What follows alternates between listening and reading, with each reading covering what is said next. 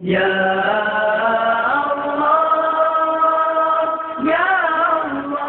മോളെ നമ്മള് കിടക്കുമ്പോ എന്താ പറയാ? ഉറങ്ങാൻ കിടക്കുമ്പോ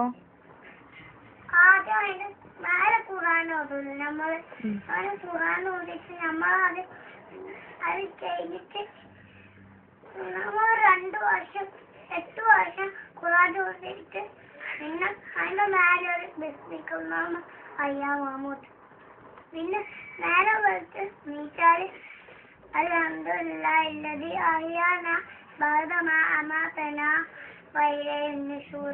നീ ബാത്റൂം പോകുമ്പോഴെന്താ പറയാ? അല്ലാഹുമ്മ ഇന്നി അഊദു ബിക മിനൽ ഖുബ്സി വൽ ഖബായിസ്. ബാത്റൂമിൽ ഇറങ്ങുമ്പോഴോ? അസ്സലാമു ഈ ഭക്ഷണം കഴിക്കുന്നതിന്റെ മുന്നേ നൂറുമോൾ എന്താ പറയല്? ഭക്ഷണം കഴിക്കുന്നതിന്റെ മുന്നേ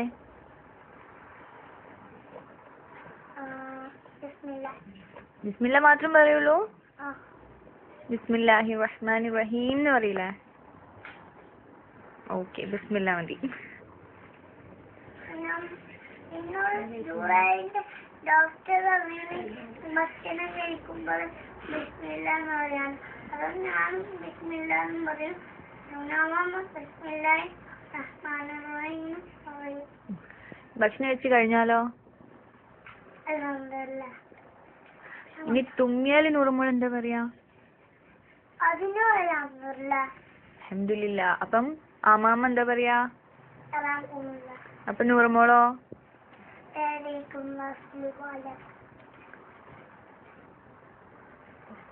നീ വീട്ടിൽ നിന്ന് പുറത്തിറങ്ങുമ്പോ എന്താ നൂറുമോൾ പറയല്?